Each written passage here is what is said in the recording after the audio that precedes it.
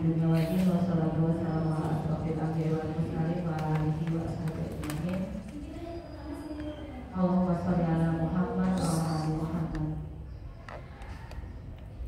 Para guru sekalian dan para muadzin, ini yang putra ada 3 orang, 3 ekor. 1 orang dan 2 ekor. 2 ekor kucing mana?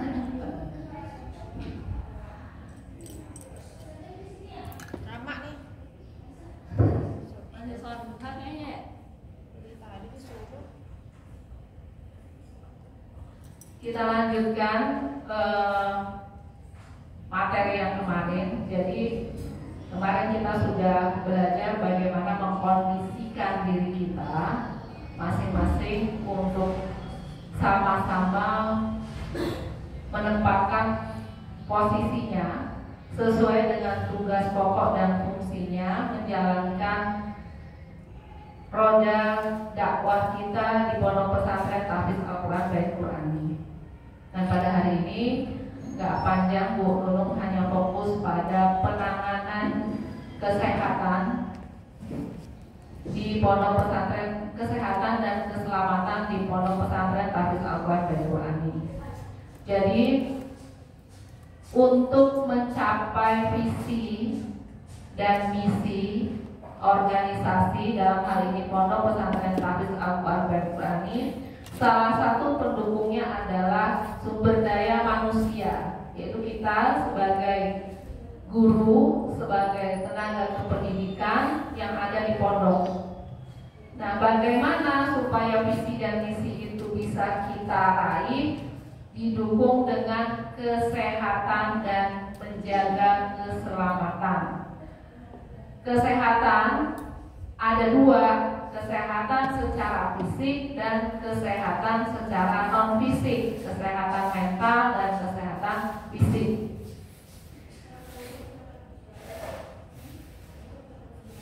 Nah, Guru sudah sampaikan dulu ya di awal kita COVID itu hampir setiap rapat harian, rapat mingguan, kita diajarkan untuk menjaga kesehatan mental dulu. Kesehatan mental. Kenapa kesehatan mental penting? Kesehatan non fisik penting karena awal dari kesehatan fisik itu berawal dari diri kita, kondisi di dalam diri kita, mental kita, psikologi diri kita, pikiran itu sangat punya peran yang cukup tinggi dalam menjaga kesehatan mental. Makanya dalam kajian Tazkiyatun Nafs itu dikatakan bahwa ada organ tubuh yang paling capek dan punya peran cukup besar dalam menjaga kesehatan mental kita. Apa itu? Coba. Pikiran. Ya, kalau secara kan hati. Tapi yang pertama paling lelah itu bukan tangan kita, bukan kaki kita, tapi mata. Mata melihat masuk ke dalam pikiran, ya kan, bergejolak dalam hati, dipikirin terus jadi sakit. Makanya kalau kata Ustaz Agim, fungsi mata apa? Apa hukumnya? Apa fungsi mata coba? Apa fungsi mata?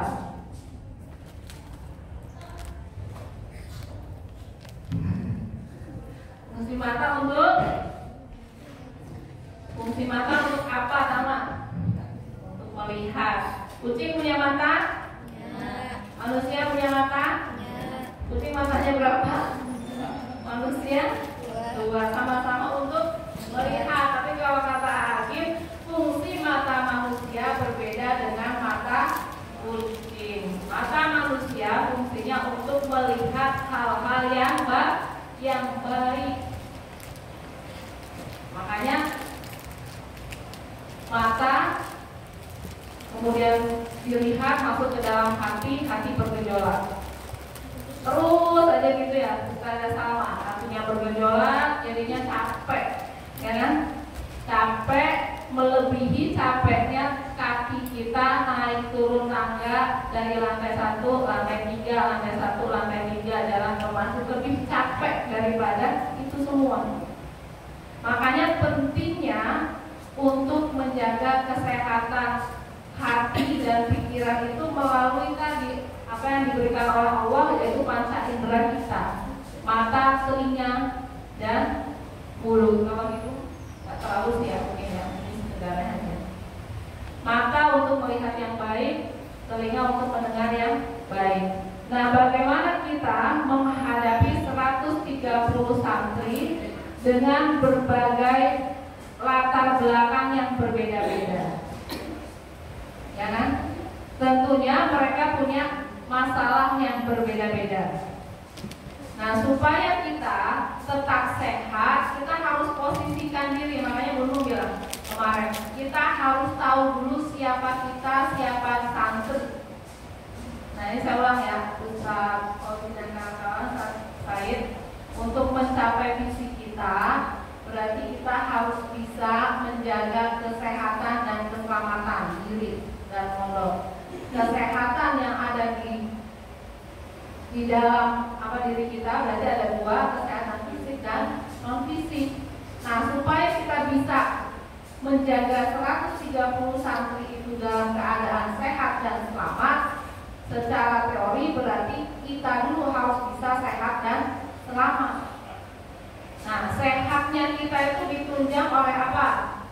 Kebutuhan makan. Tadi ya, selain yang hal yang tadi makan, minum.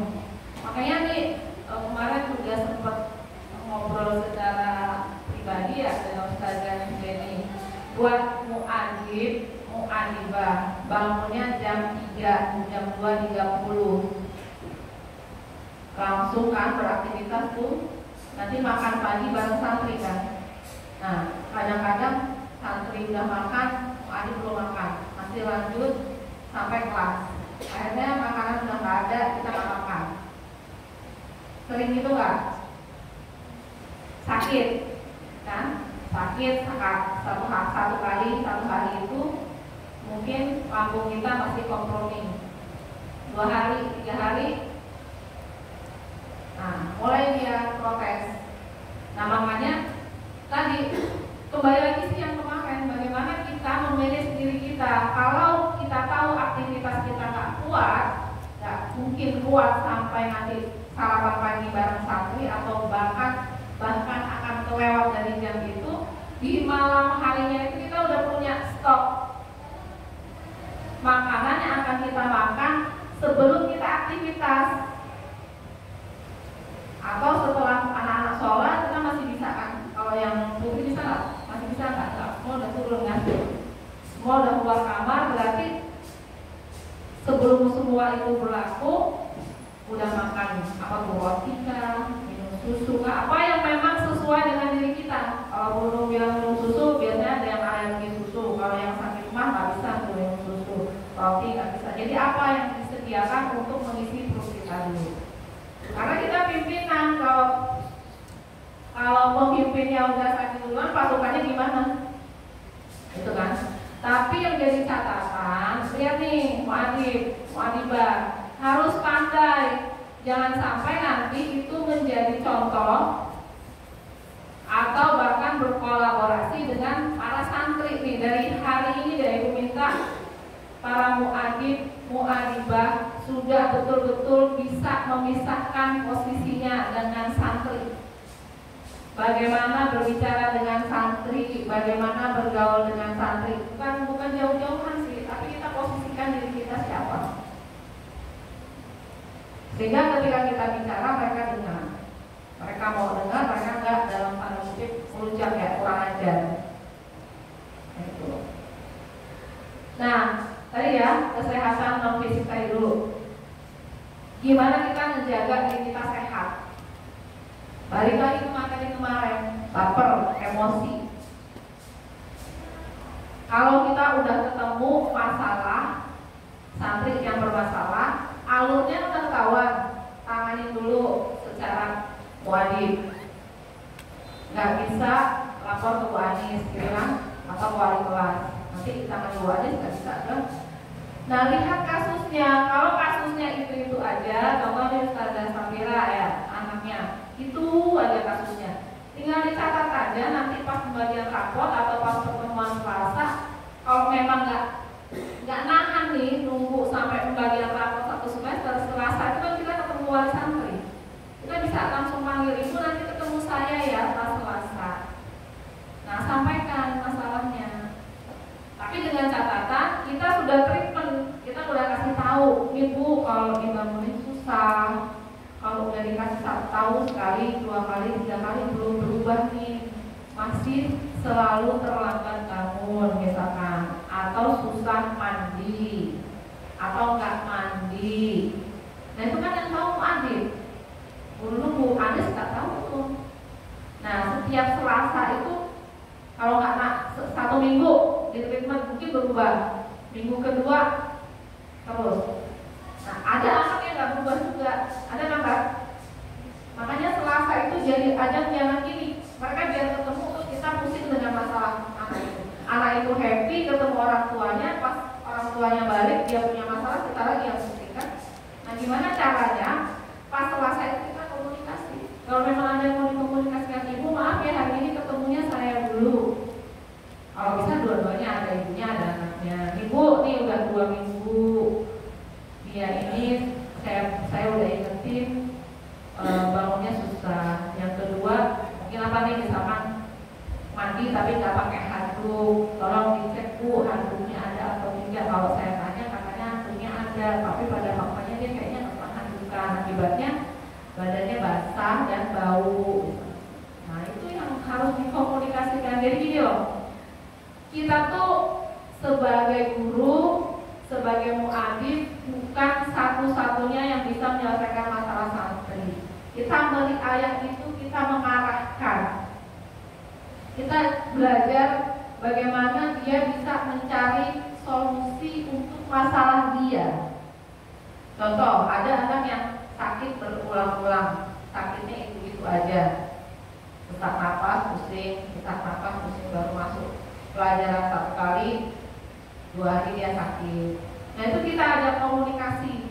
Coba kamu pikir deh, kalau kamu sakit terus, nanti gimana belajarnya, targetnya gimana?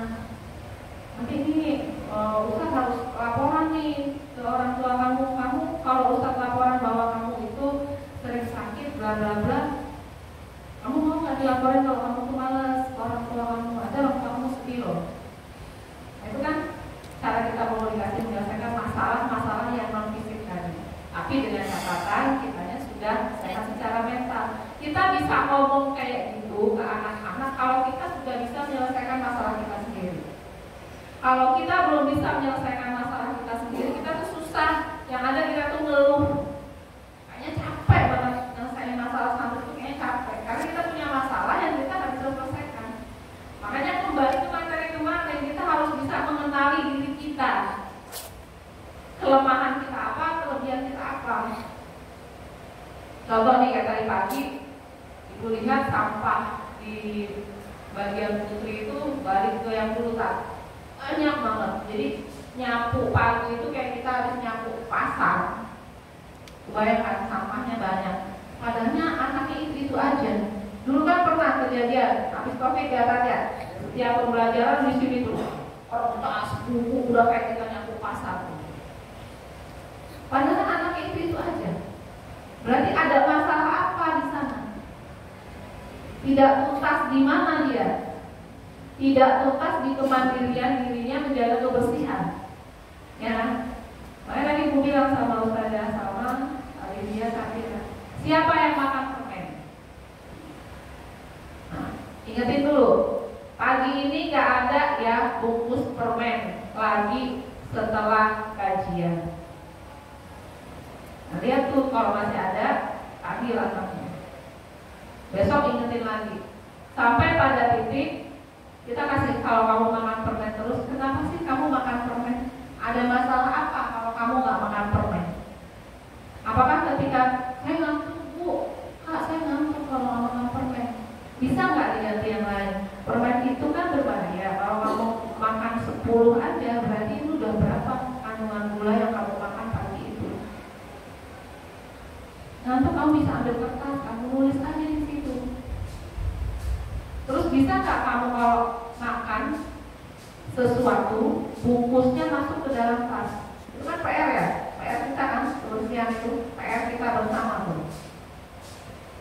Karena apa? Kurangnya supervisi kita, kasih tahu mereka bahwa sampah itu kan kecil ya. Kita biasa makan nih. Coba sekarang ibu gak siapa balik ke diri kita masing-masing. Siapa yang kalau habis buka makanan sampahnya ditinggal, habis minumnya ditinggal, habis makan di mana terus sampahnya dibuang sembarangan dari diri kita masing-masing.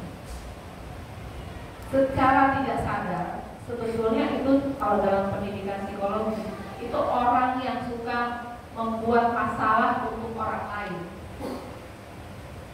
Itu hal kecil, sampah.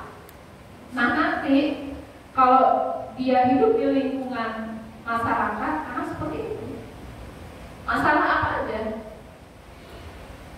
Makanya Gunung bilang, cara penanganannya nggak usah dimarahin, kasih dia pemikiran. Kalau kamu begini, efeknya apa? Kalau kamu begini, efeknya apa? Nah terus.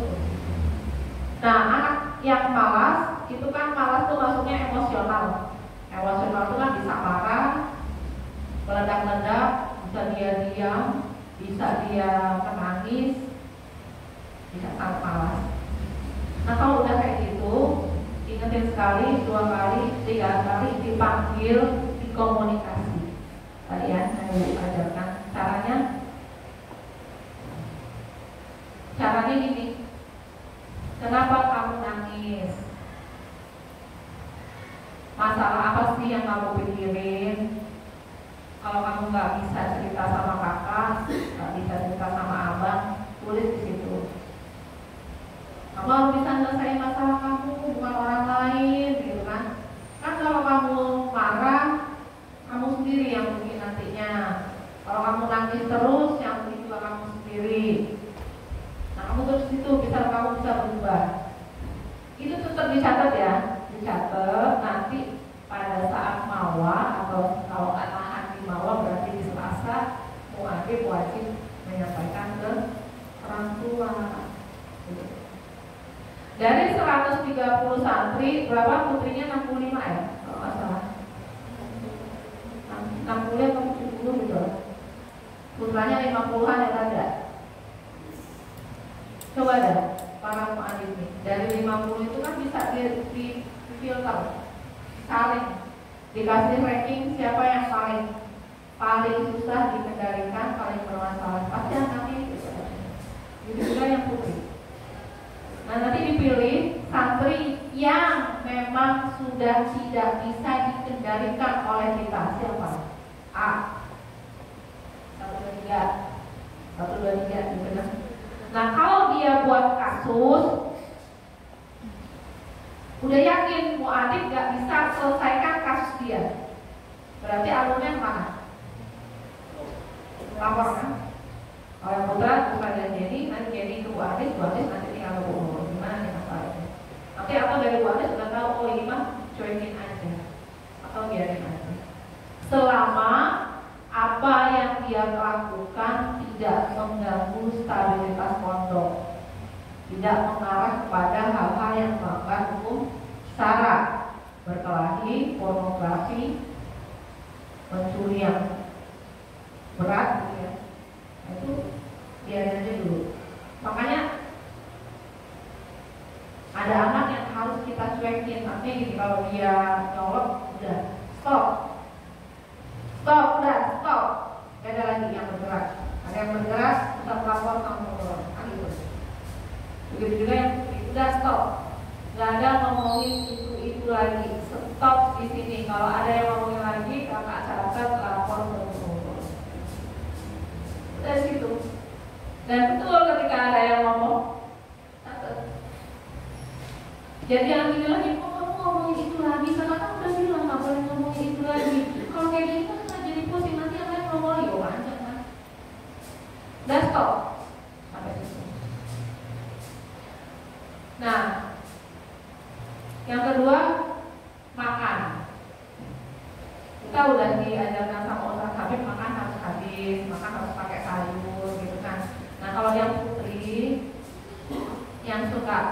pusing, sakit, itu kan gayanya pada diet, makanya dikurangi, betul nggak?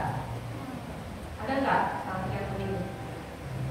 Kalau makan dibuang, nah itu nggak perlu dimarahin, kasih aja pengertian, kalian tuh masih butuh asupan, masih masa pertumbuhan. Nah kalau udah kayak nenek-nenek, udah punya penyakit macam-macam, baru makannya dikurangin atas anjuran dokter. Kamu masih muda, makan aja semua, gitu kan? Jadi kalau kamu nggak makan ini, efeknya buat kamu sendiri loh.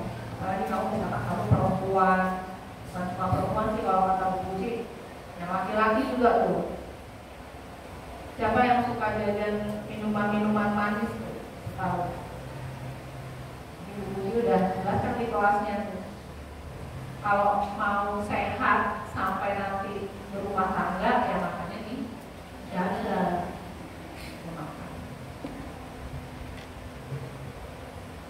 Sama sih, di ranking juga siapa yang makannya susah dan seterusnya. Yang putar juga. Air minum, cuci, ibu nggak tahu deh, itu yang putar cuci itu pakai sabun nggak sih? Enggak. Gimana coba caranya supaya mereka cuci piring pakai sabun itu? Gimana kamu? Hah? Terus dibuat bikin pabrik, kalau bisa bikin pabrik spons, sapu. pakai itu apa Bu Anis? Yang ditempel itu sabunnya, yang diecek itu loh kayak di kota gitu. Itu kan jebol pasti. Jebol ya? Terus pakai besi. Itu besi aja dijebol mereka. Gemboknya dijebol, gemboknya dimasukin lem biar nggak bisa dibuka. Emang nggak tahu. Males sih beli kayak gitu. Gitu jawabannya sudah. Tapi untuk cek kesehatan cuma jalan ya Pak ya. Jangan berhenti. Jadi program yang sudah berjalan itu mau ada badai apapun tetap cek buku, rambut, buku kaki, buku itu kan sebetulnya pas mau jalan pagi itu kan kelihatan. Kan biasa dulu kita dibarisin gitu kan. Jadi kalau udah nggak di warning itu terus belum nggak nanyain terus udah. Atau yang perempuan jalan nggak? Jalan Bu. Tapi Bu lihat udah jalan-jalan santrinya ada yang punya panjang. Ketika dicek. Kalau itu ini Sabira Salma. Kalau boleh main lagi. Apa tunjuk orang? Oh bukan itu Bu. Oh yang berat problemnya apa? Jadi sih pada bersih kemarin kalau yang bukan. Apa problemnya? Ada yang nggak mandi kan? Ada? Itu aja. Pernah dikomunikasikan ke orang tuanya? Nah, kalau orang tuanya luar Jawa kan nggak datang dulu pas bawa WA. Pas dia minta telepon itu video call, Bu saya mau telepon dulu ya, ngomong sama anak ibu. Nah sama ya, itu kan mulai pegang video call tuh yang kalau bawa yang luar Jawa. Nah tadi yang misalnya Ustaz Fauzi lagi kuliah, Ustaz Fauzi kasih catatan aja. Minta mak tolong sampaikan ke orang tuanya ini dia itu udah seminggu ini nggak pakai celana dalam. Nah itu yang kasih. Bu ini udah seminggu Bu, dia celana dalamnya satu size A, size B, size C, size D terus saja. Gimana ya Bu ya? Jadi kita jangan nanti gini. Gimana saya bawain 20 kemana itu? Iya Bu, sekarang gimana nih dia nggak pakai? Jadi kita jangan ke bawah. Ya Bu, gimana nih solusinya? Kalau mau dibelikan uangnya ditransfer aja Bu ke Bu Anis, sudah selesai. Nah yang putri masih ada yang kutu? Ada ya. Jadi badan gatel yang putra itu biasanya mandinya nggak dikeringkan secara bersih, anduk berarti kan. Anduk itu minimal 2 ya Bu Anis ya. Minimal 2. Nanti karena katanya Ustazah Jenny udah mulai bergerak tuh Ustaz, anak-anak yang luar Jawa kan pasti pada punya koper. Jadi nanti udah mulai keluarin barang-barang yang tadi pakai, dikoperin, nanti mau dikirim, nanti orang tuanya yang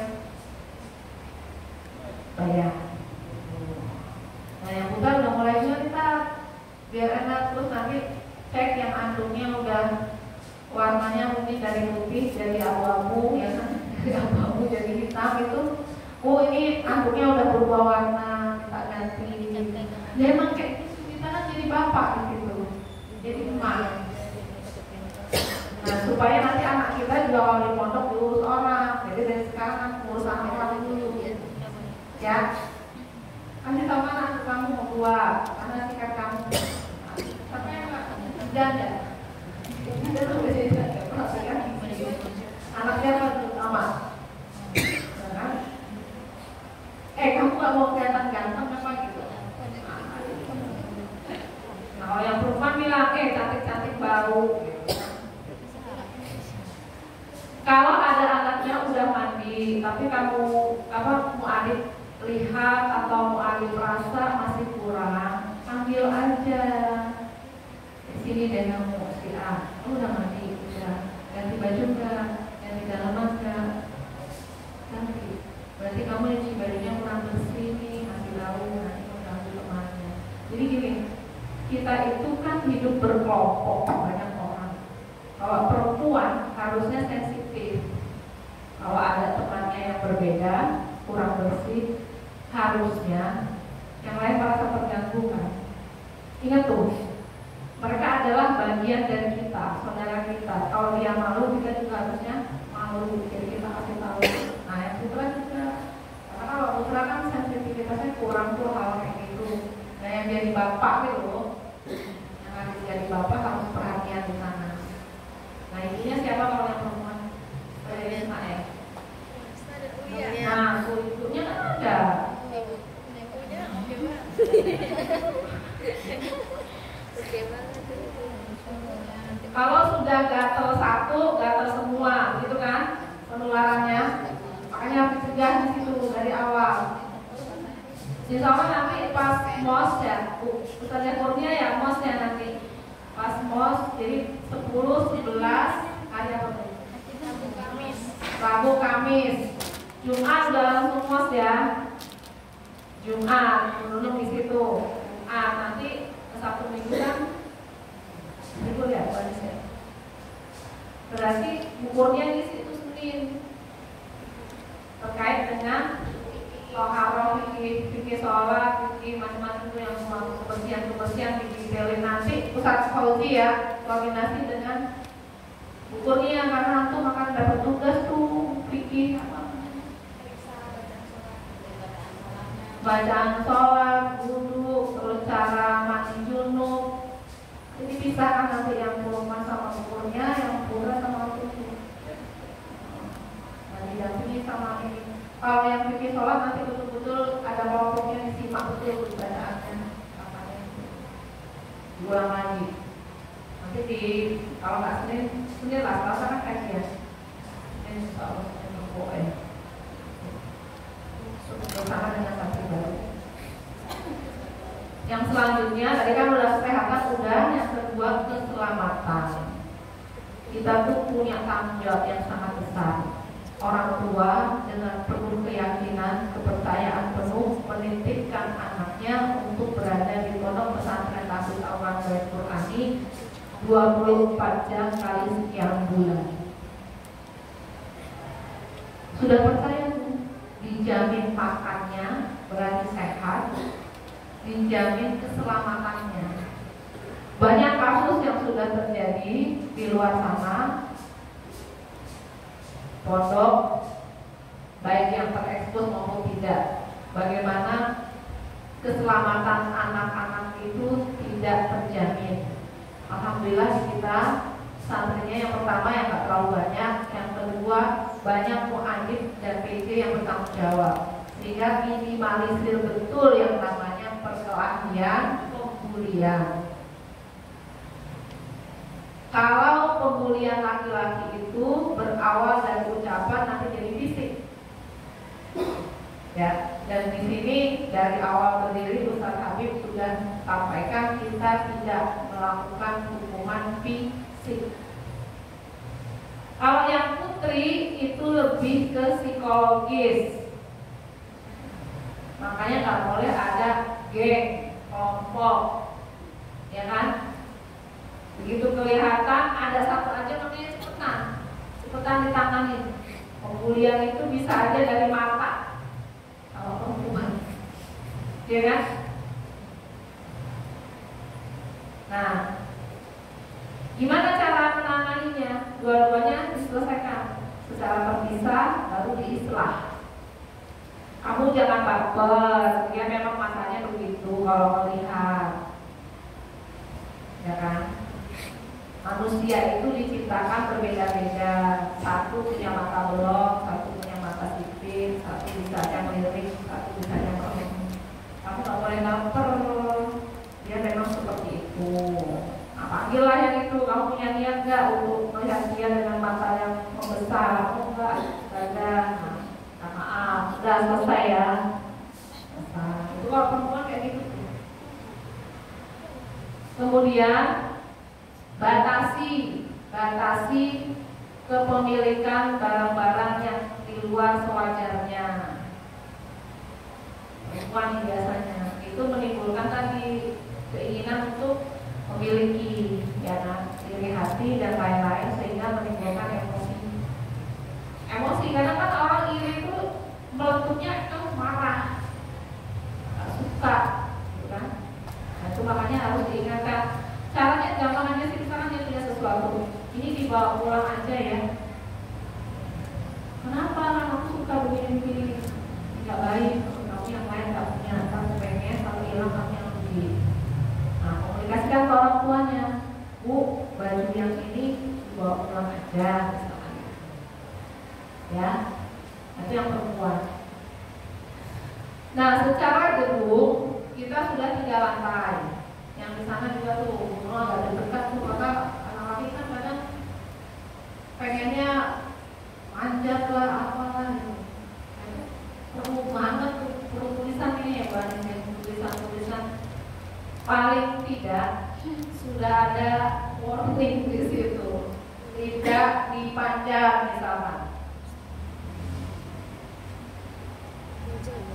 Ngeri dong, di sekolah umum aja kan hanya gara-gara salah pahamnya anak SD yang bunuh dia. Itu tuh gara-gara psikologis loh. Psikologis cuma dibilang, ih kamu begini begitu. Hatinya lagi gak enak, dia lari ke kamar mandi, nggak tahu di kamar mandi ada bisikan apa, lalu dia keluar dari kamar mandi dan dia loncat dari lantai 4. Anak kelas 5 SD, juga SD atau 5 SD. Hanya kita, nah yang laki-laki ini nggak ngerti bunuh. Pokoknya ada satu aja yang biasa anaknya bullying, suka membuli, langsung aja dipanggil, kita tahu. Kamu kesini duduk bersama-sama, mau belajar sama-sama. Jadi nggak bisa begini, kalau kamu mau jadi jagoan nanti harus di tempat khusus. Jadi kamu nggak bisa ini. Gimana? Komunikasikan kan? 1 kali, 2 kali, 3 kali. Makanya perlu banget laporan ke Bu Andis atau ke wali kelas supaya nanti penanganannya cepat. Supaya anak baru anak baru. Anak SMA, putra ada Bu Andis. 3, yang putra 3. Perempuan 1. Nah, kalau perempuan mah nggak terlalu berani. Kemudian selanjutnya terkait dengan keselamatan, colokan. Ada setrika nggak? Ada yang setrika nggak di putra? Nggak ada ya. Putri? Ada. Nah, itu diperhatikan. Colokan, kemudian ini kipas yang berdiri, standing. Ada.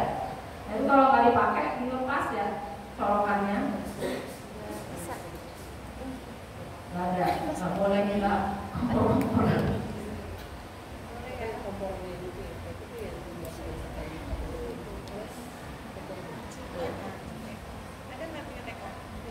Ada, Pak.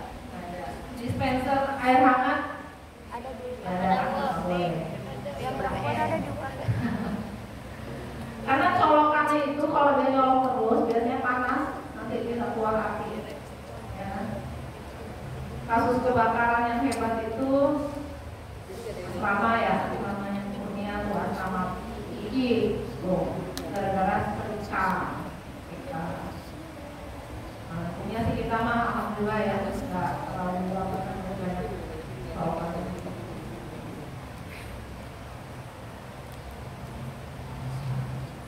Nah di print aja nomor itu kan punya isi apa ya? Nanti kita beli apa bahannya itu kan? Iya salah. Yang 3 kilo. Sama itu perlu di print nomor HP-nya Mbak Baik, Puskesmas, sama rumah sakit terdekat. Terus Pak Sugeng yang bisa itu salah satu syarat manajemen K3 keselamatan di lingkungan kerja. Jadi kalau ada apa-apa kita nggak bingung telepon siapa gitu. Lalu untuk keselamatan kita bersama di sini. Yang pertama memang si awalnya ya dari yang hal kecil kemudian jadi sesuatu yang besar kalau kita biarkan. Secara fisik tadi bilang kalau sampah aja itu berpengaruh kepada kita. Bagaimana yang tidak berpengaruh. Nah piket satu itu diteruskan terus saja ya, tapi dindingnya juga di karena kalau dia licin udah nggak pakai itu kan HCL. Nah lumayan kan, pertama nggak usah beli lagi HCL manis, beli HCL lagi kan dalam satu tiga itu kan, terus dindingnya juga bersih, terkontrol dengan baik, airnya juga terganti dengan baik. Kepedulian yang tinggi terhadap sampah khususnya di yang putra, itu pojokan yang di belakang kamar mandi masih banyak sampahnya. Yang dulu Pak Anung bilang pojokan dulu sebelum kita kamar mandi sama buat tangga itu yang sebelah tiang-tiang masih ada sampah ya. Apa perlu dikasih tulisan di situ? Kayak tulisan di kampung-kampung yang buang sampah di sini diajak. Udah? Oke, udah berarti nggak ada sampah. Ya mungkin itu ya untuk hari ini karena memang belum ada kegiatan di kampus, tapi perlu sampaikan karena Ustaz masih kurang sehat, jadi belum bisa mengisi. Mungkin akan ada training khususnya di jam subuh atau tahajud bersama guru, nanti detail tugas dari masing-masing diulang lagi oleh guru. Tapi sebetulnya kan sudah berjalan ya, semuanya sudah berjalan kan detail kegiatan itu. Tinggal yang ditinggal-tinggal ya, kayak membariskan lagi, kebersihan itu dimulai lagi kan, dimulai lagi. Kekurangan santri kita ketika ketemu orang lain, orang tua itu nggak ada paling aja gitu kan. Misalkan bapaknya si A datang pas apa itu dia nggak mau saling, yang ada di situ kasih tahu lah, diajari ada tamu donatur nyolong aja dilihatin itu kalau dia sini, kalau nggak mau itu sini, kalau pas berdoa saling tangan, jadi takzimnya ada gitu kan. Sama siapa aja, nggak perlu bapaknya siapa gitu kan, siapa aja gitu. Bahkan kemarin tuh dengar sama abang ibadahnya nggak pada saling bapak cowok kan, laki-laki jalan aja ngomong gitu kan. Harusnya tuh dikasih contoh atau di iya udah kasih tahu. Ada pertanyaan?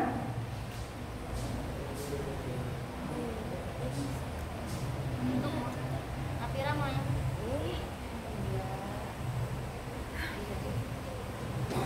Jadi intinya kita posisikan muadib dan guru sesuai dengan posisinya, jangan terbawa oleh masalah santri. Jangan terbawa masalah santri. Ketika santri mulai lintas masalah, bilang, apa masalah kamu? Kata nanti ibu sampaikan ke muadib. Itu bukan wilayah kakak, bukan wilayah Ustaz. Kata. Yang kedua, hal-hal penting sampaikan ke orang tua, tapi dengan koordinasi. Misalnya gini, Bu Nunung, ini perlu nggak saya sampaikan ke orang tuanya? Lewat psikologi misalnya. Kalau udah berkali-kali, kalau belum bilang ya sampaikan aja ke sekolah.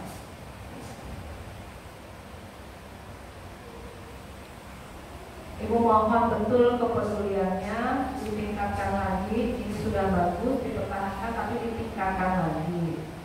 Yang baru-baru terus sadar Mbak ya, aktif, ditingkatkan lagi kepeduliannya kan 4 tahun. Ya, itu kalau S1 udah mau wisuda. Jadi udah paham nih alur semuanya, jangan sampai nanti belum teriak lagi, Bu Aisyah teriak, Bu Ade teriak, Bu teriak, semuanya nih udah paham. Tinggal kayak gini nih kasus-kasus kayak Salman dari Tuhan, kok kasus ini gimana Bu? Ini udah begini, kayaknya anaknya belum berubah Bu. Itu udah nikmatnya udah lebih tinggi lagi kan, karena yang kasus umum sudah selesai. Ada pertanyaan?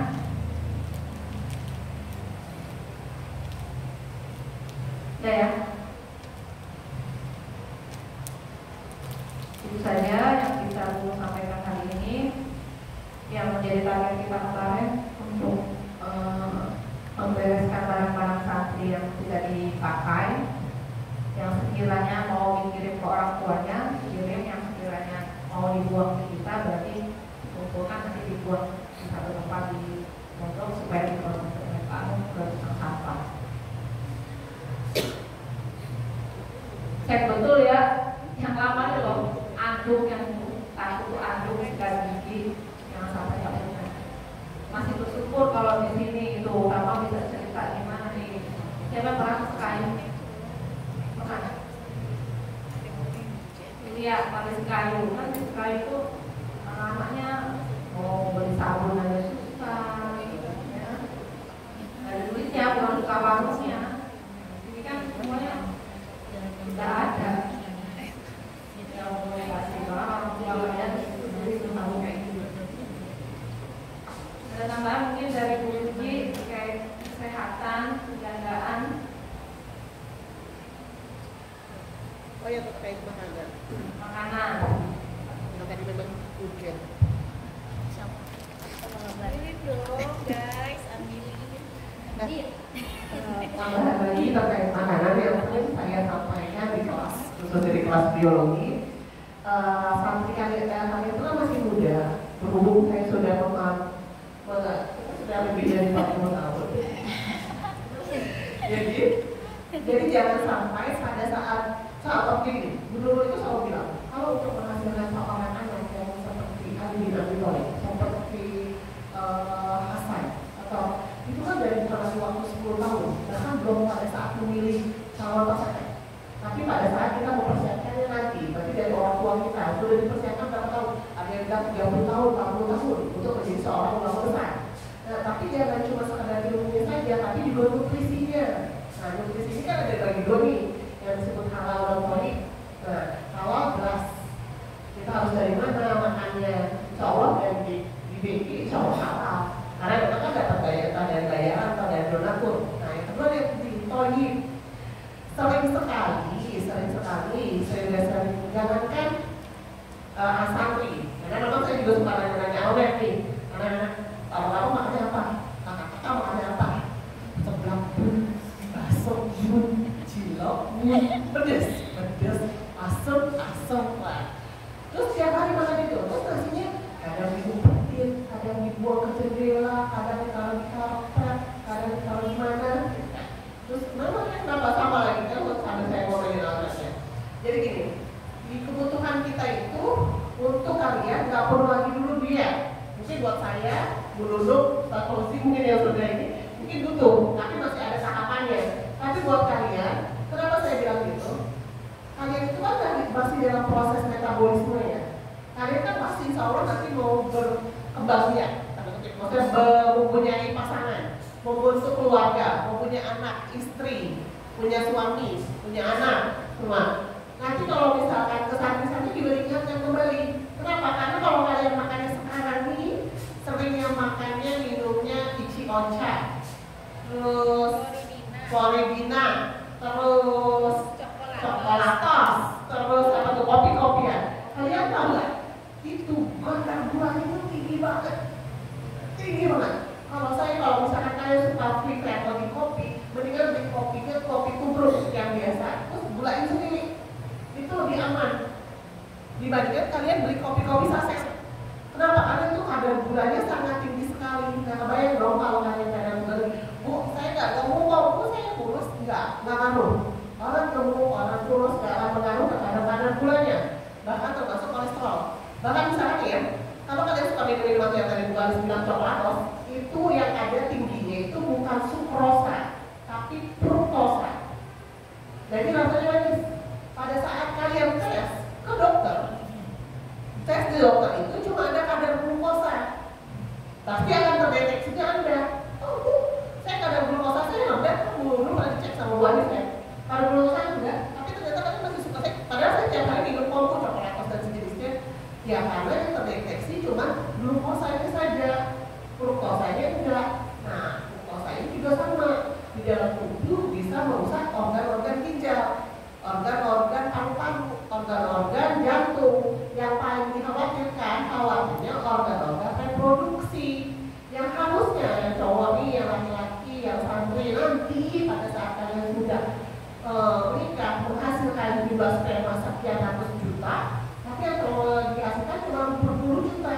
Gimana ceritanya mau lari ke ruangan istri kalian? Orang lakinya juga kuat gara-gara kadar gula tinggi, kadar kolesterol tinggi, asam urat tinggi. Nah, kalau asam urat biasanya, Bu, saya punya makan jeroan kok Bu, saya kurangin kok makan asam sayuran hijau. Bukan, asam urat paling utama itu penyebabnya bukan cuma sayuran aja atau jeroan, tapi sering kebanyakan duduk sama dua, kurang minum air putih. Coba ya, kalian kan pasti juga pasti kan duduk semua. Jadi nggak bisa Bu dikurangin Bu duduknya. Oke, berarti yang kedua, banyakin minum air putih.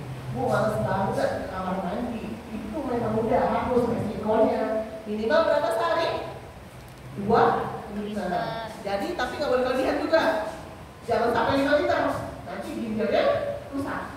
Nah, yang ketiga yang tadi selain tadi berarti duduk minum air putih sama nih makanan yang tadi itu kurang itu. Bu boleh dong, Bu boleh makan sablak boleh. Namanya cheating day. Hari apa? Curang. Boleh mungkin sehari dalam sebulan, sehari boleh. Gitu. Tapi jangan lagi tiap hari konsumsinya konsumsinya seperti itu. Jadi orang yang sakit, ini rata-rata nih santri ini yang saya tahu punya penyakitnya GERD, lambung. Penyebab utamanya bukan cuma hanya pedas dan asam, sebenarnya ada satu lagi, yaitu terigu gluten. Si gluten ini, kamu pernah nggak sih bikin terigu diaduk-aduk? Pernah kan? Dia kalau diaduk lagi tetap masih lenyap. Nah itu di lambung seperti itu kondisinya. Dia lambung mencernanya. Akhirnya kenapa? Lambungnya kerja terus-terusan. Kerja terus-terusan bergesekan ke lambung bibir-bibirnya. Kira-kira kalau di kalian gesek-gesek ini lama-lama panas nggak? Tangan kalian. Sekarang bayang nggak kalau lambung kalian yang begitu? Perih kan? Nah, itu mulai akal cikal bakal jadi asam lambung, lalu GERD dan segala macam. Jadi selain asam sama pedas, kurangin yang berbau terigu. Kayak tadi tuh cilok, bakso, cireng, pokoknya berbau terigu dan sambung. Itu yang paling gampang. Langsung. Nah, tapi kalau misalnya untuk menjaga kesehatan kalian, Bu, apa Bu yang harus selain minum air putih? Makan yang beras dari pondok, selalu saya lihat cake-nya nasi, sayur, sama tempe tahu. Itu yang sebenarnya udah standar paling bagus. Ditambah mungkin kadang-kadang sekalian dapat protein dari hewannya, kadang ayam sama daging. Nah, untuk yang satu lagi adalah setiap hari konsumsi. Kalau kalian masih kurang, oke, tambahkan probiotik. Bu, probiotiknya apa? Tempe itu probiotik paling bagus. Makanan probiotik paling bagus. Tempe. Kalau kalian suka yang berbau turunan susu, yang kedua itu yang yogurt atau yakult. Nah, itu 2. Kalau kalian nggak suka rasanya, ada yang bentuknya tablet.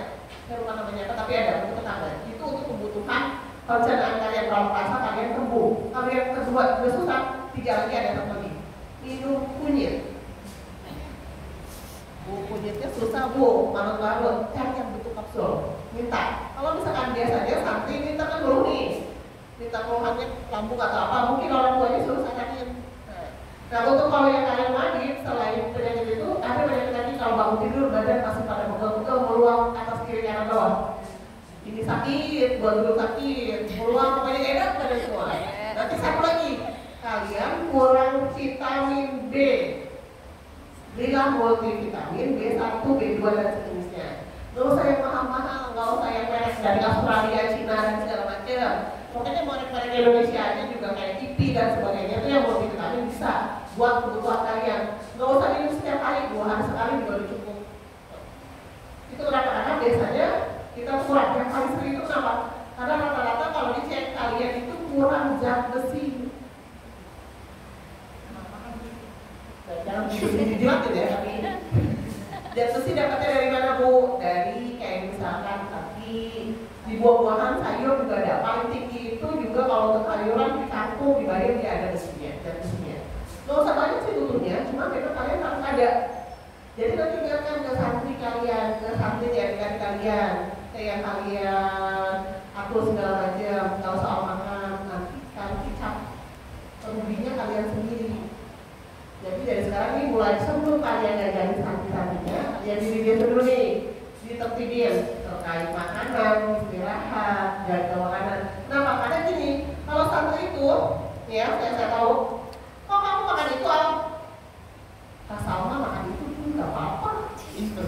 Misalkan contoh gitu, kamu makan itu kan? Aku makan ini juga, gitu contoh-contoh. Nah, jadi jangan sampai nanti santri-santri ini akan melihat kalian kan nih, oh, Kalista makan seblak, gitu kan? Saya makan bisa kan? Jadi nggak apa-apa yang makan seblak. Padahal kan kayak seblak dan sejenisnya itu harus dikurangi. Minimal mungkin kayaknya makan Indomie nih. Kalau makan Indomie kan biasanya ada aturan nih. Ada nggak kalau di rumah? Sampai ini biasanya kalau di rumah tuh ada aturan saya kalau misalnya makan Indomie harusnya 2 minggu sekali atau seminggu sekali atau mungkin sebulan sekali aja.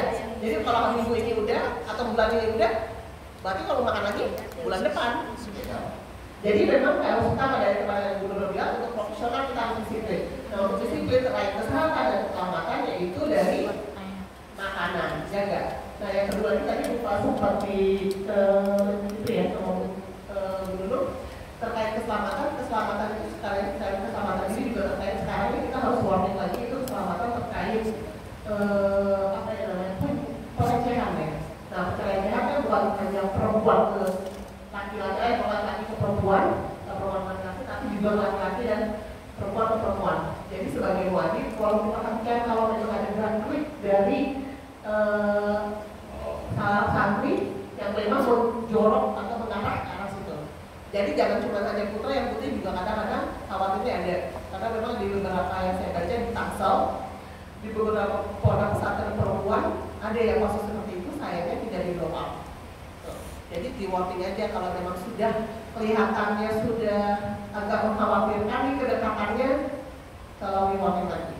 Nah kalau untuk seperti tadi yang tadi Gubernur bilang ya, Gubernur bilang untuk kebersihan jangan gosok gigi bareng, sikatnya bareng-bareng ya. Pastikan si santri punya nyari, udah sikat gigi atau dia nggak boleh sikat gigi itu sikat gigi minjem. Rapiin ya, jangan sampai sikat giginya ada yang bareng, handuknya jangan ada yang bareng. Sabun mandinya kalau misalnya pakai batangan jangan ada yang baru juga.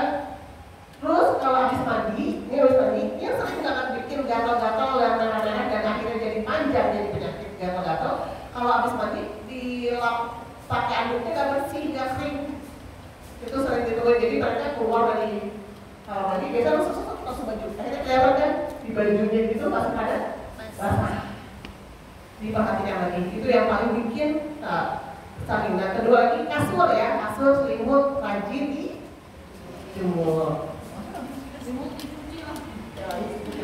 Tapi yang pasti kasur itu harus dijemur karena siapa yang pernah lihat si Skabies betul ya?